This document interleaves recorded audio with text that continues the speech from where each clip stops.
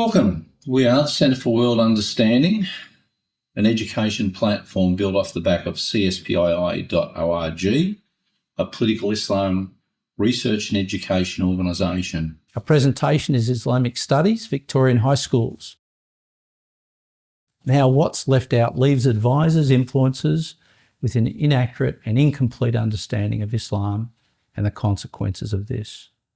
We see this as a wonderful opportunity to expand the diversity of knowledge with a second opinion. My name's Greg Hearn, I'm the Australian Education Director, and this is part one. Our scientific methodology was presented at Copernicus University in Poland recently, and it was very well received.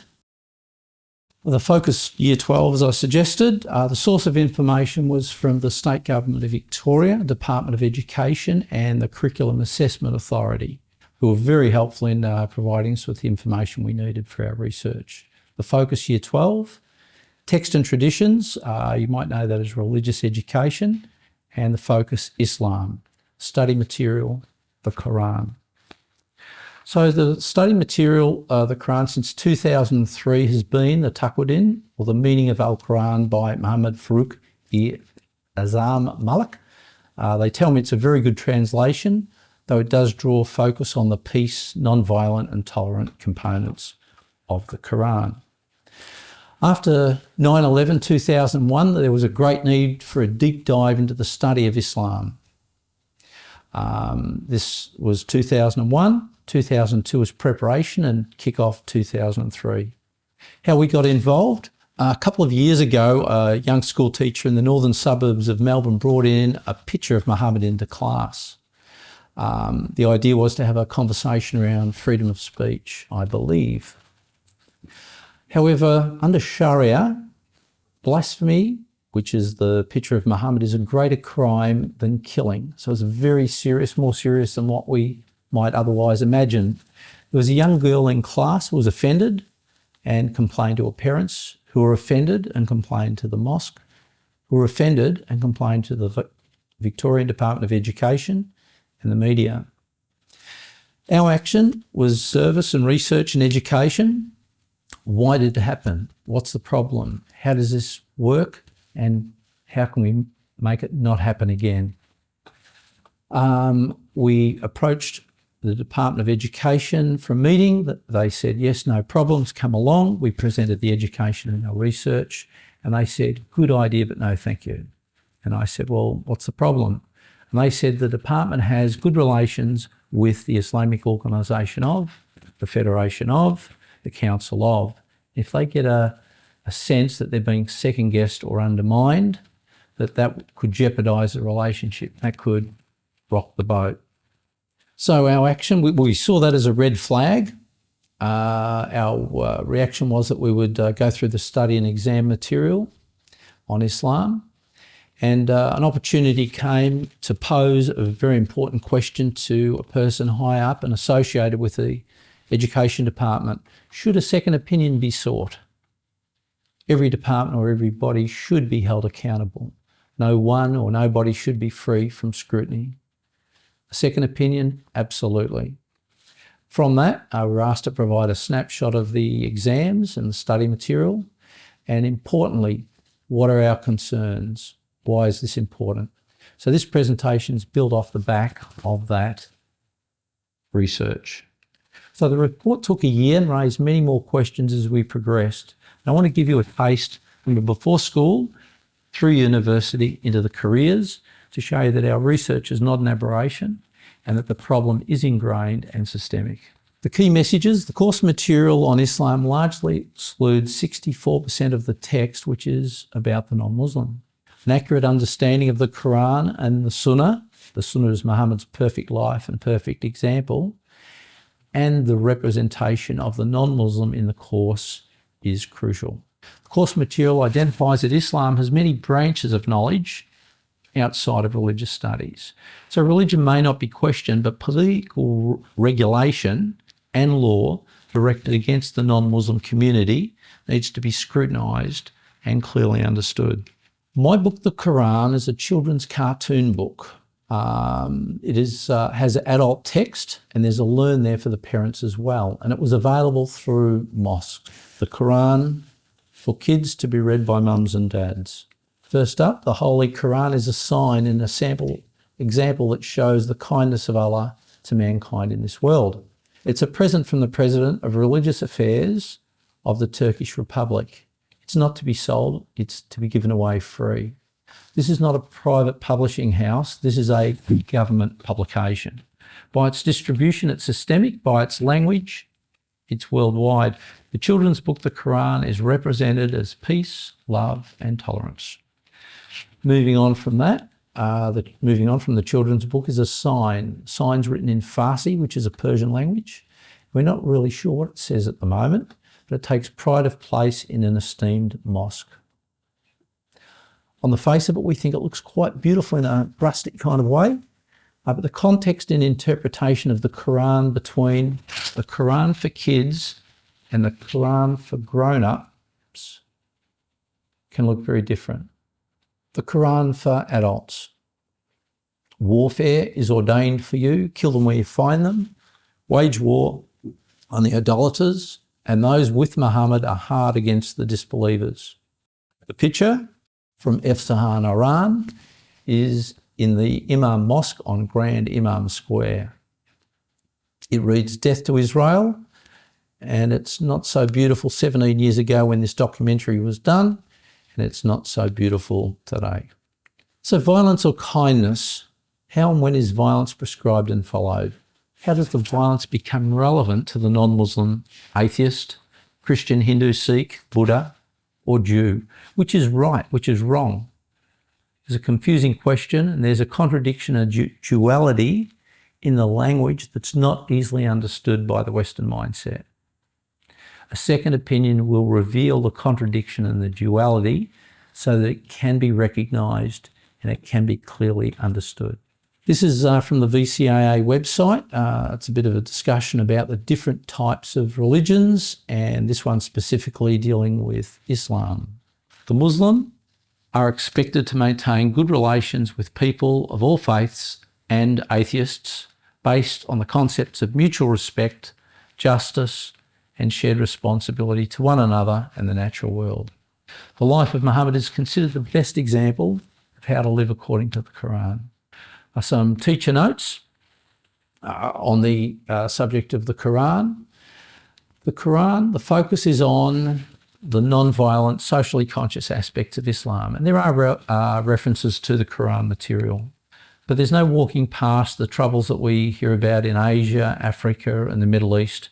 There are courses or units dedicated to the global challenges, the contemporary problematic and violent aspects of the Middle Eastern conflict in the 21st century. Interestingly, there's no references to the Quran or the Sunnah.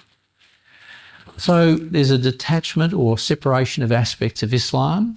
There's a big disconnect between the Quran, the non-violent, socially conscious, and aspects which drive the violence of 21st century Middle East and Africa.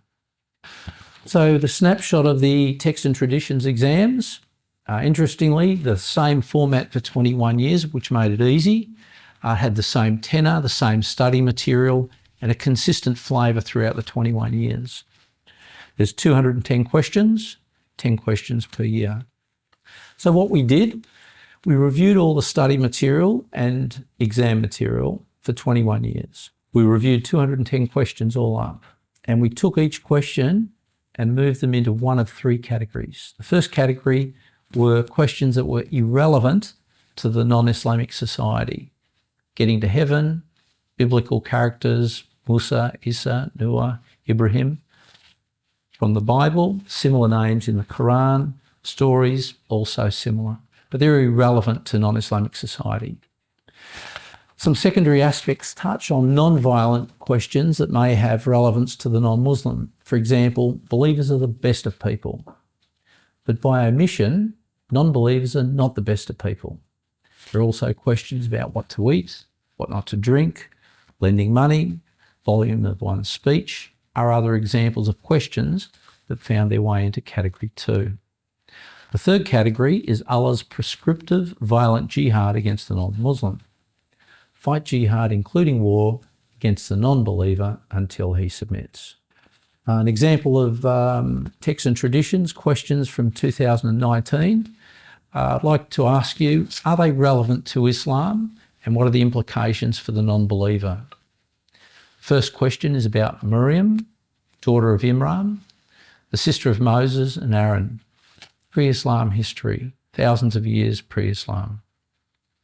Question 2, the reasons for the use of the word quill. Quill is an Arabic word, and in English would be say. Say, did you consider this idea? Say, did you read the academic report on? So these types of literature responding to objections and could be found in grammar, debate or communication. The third question, there are 3 different literary forms to be used in the surahs. The surahs are the verses of the Koran, and we're talking about 3 different poetic forms of literature. And again, poetic literature could be studied outside of religion in areas of communication, literature or grammar. The snapshot of the exam questions come in 3 components. The first component is religion. 85 of the 210 are about the Quran, Old Testament prophets and getting to heaven. The remaining 125 questions come in 2 categories.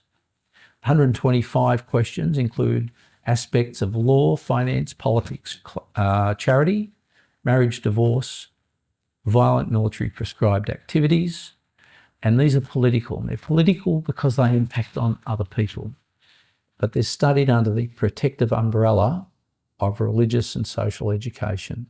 122 of the 125 questions are about what one eats, no alcohol, charitable obligations, the softness of one's speech, lending, marriage, the legal status of children, and the infirm, all benign, mundane political aspects of Islam. 3 questions of the 210 prescribe dealings against the non-Muslim. Allah says in Quran chapter 66 verse 9, make jihad, including war against the non-Muslims and the hypocrites. So every 7 years there is 1 question about the treatment, management, violence and subjugation against the non-Muslim. Having a look at the Quran, this is our main source of study. There are 4 main characters: Allah, Muhammad, the follower of the Islamic doctrine, and the non-Muslim. 64% of the text is about the non-Muslim. There's a big disparity in the balance of representation between the follower of the Islamic doctrine and the non-Muslim. Looking at the information, 1.5% of the questions are about violence, prescriptive, jihad against the non-Muslim, and 98.5% non-violent, religious and political intention towards the Islamic community. Yet Islamic studies came about as a response to the jihad attacks of 9/11 in 2001. 6 in 7 years, the students are blocked from a deep dive into those parts of the Quran that led to 9/11. A bit more of a breakup, 40% are religious, heavenly-based questions, 58% are about the political, non-violent, prescriptive intention towards the Islamic community, and again 1.5%. 210 questions, 207 are irrelevant to the non-Muslim, 3 are prescriptive, violent directives by Allah about the non-Muslim. So how does this play out in the streets of Australia? I'm smiling and I'm happy. I'm elated. It's a day of courage.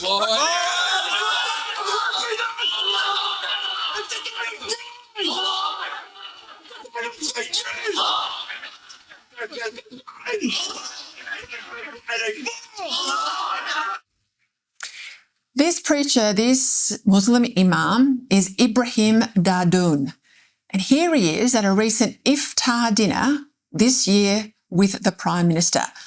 Dardoon, who gave the closing prayer in the Prime Minister's presence, here he is not some random wayward cleric who's crossed a line in Sydney on the weekend, but someone with repugnant views, horrific views, that no Australian can possibly support, who we now know has the ear of our national leader. So the graduates from high school, university to positions of advisors of our leaders have an inaccurate understanding and are complicit in having our Prime Minister stand up in front of a man who professes the grown-up version of the Koran, the hatred of the Jew and the non-Muslim.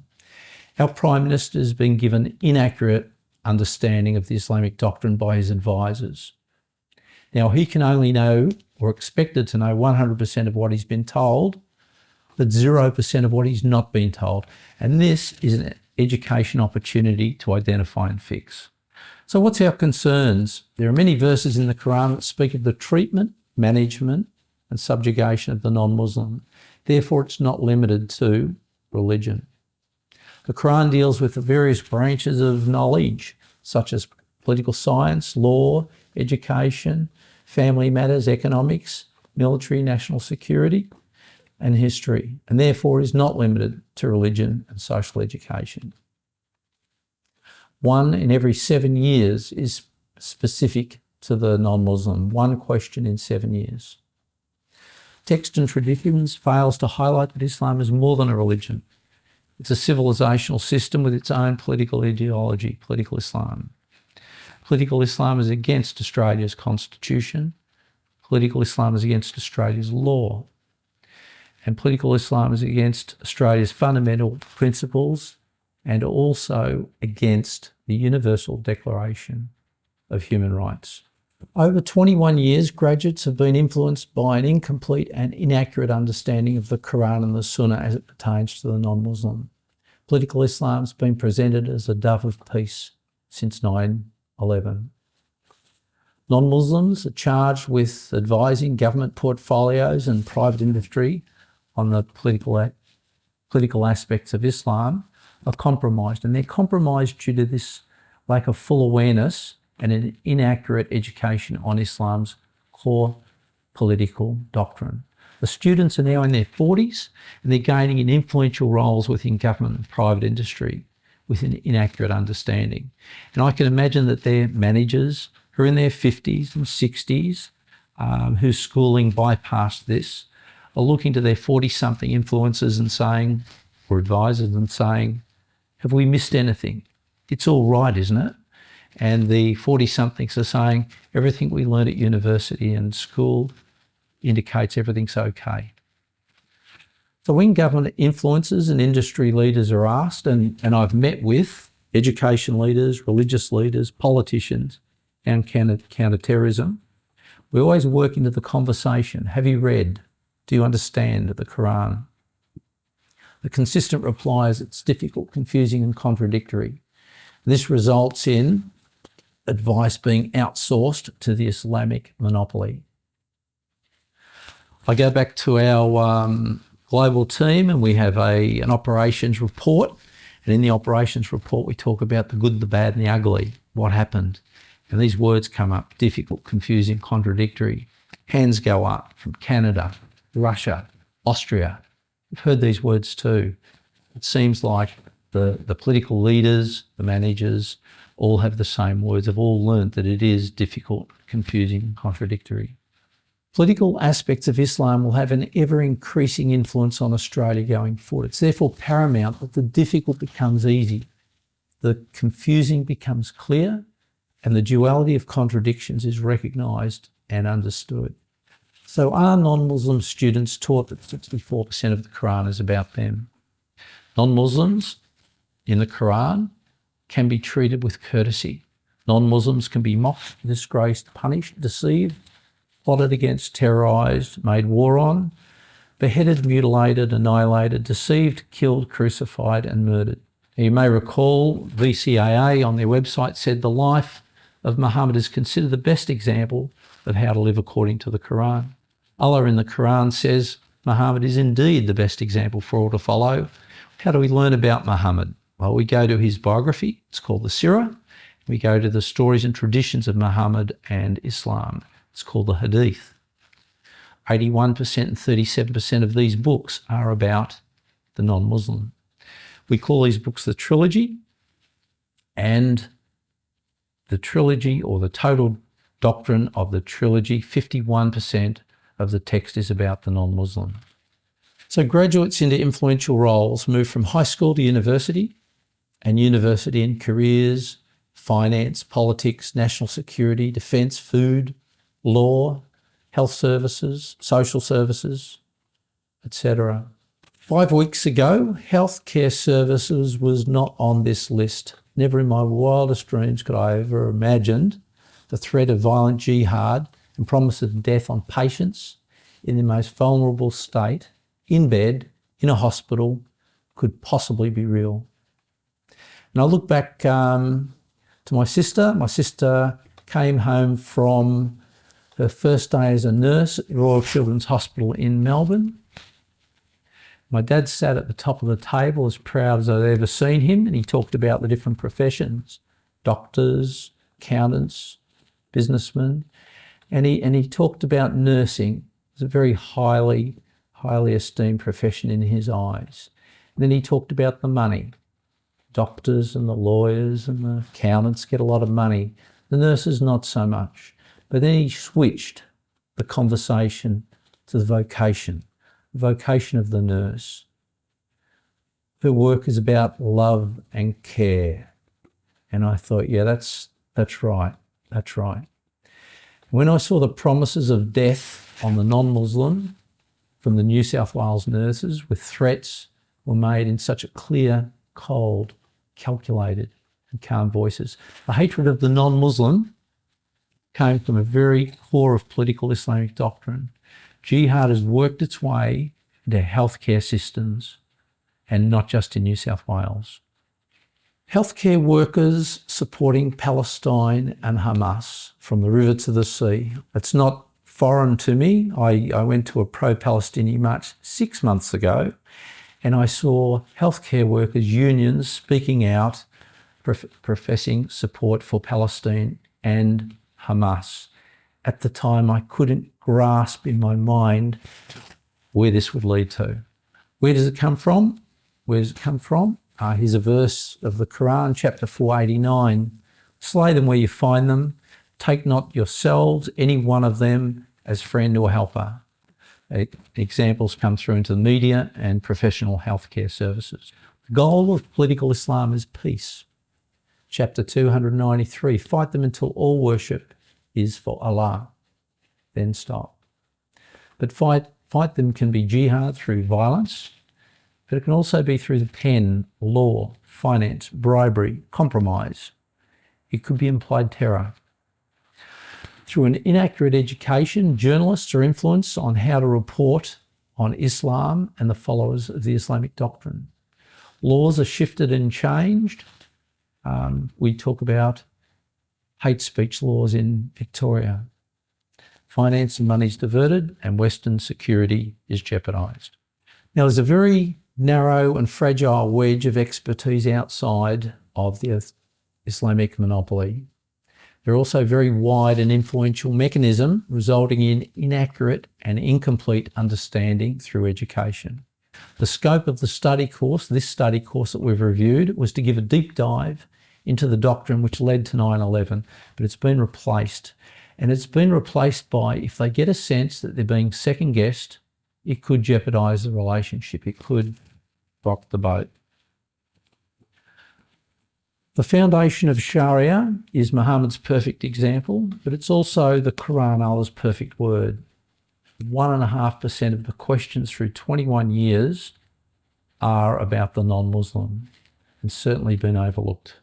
Conclusions: the number one student becomes the number one authority on Islam. It doesn't matter how many students study this topic. What matters are the advisors who provide the influence and information to our decision makers and leaders. They need to be accurately informed. Islamic studies for the last 21 years do not represent the reality of the Islamic doctrine. After 9/11 has been presented as peace, love and tolerance. That part of the Quran for grown-ups that led to 9/11 has been overlooked. A second opinion on Islamic studies need to be presented by the non-Islamic academic effort. We at CSPII and our global partners are happy to assist in such an effort. An accurate representation of the Islamic doctrine as it applies to the non-believers curriculum. Political aspects of Islam need to be studied outside of religious studies and without the protective shield of a religion. Relevant study fields could be, and not limited to, political science, geography, counterterrorism, law, finance, macroeconomics. Thank you for your time. Keep a lookout for part 2. Your go-to on anything political Islam should be Centre for World Understanding and CSPII.org. Thank you.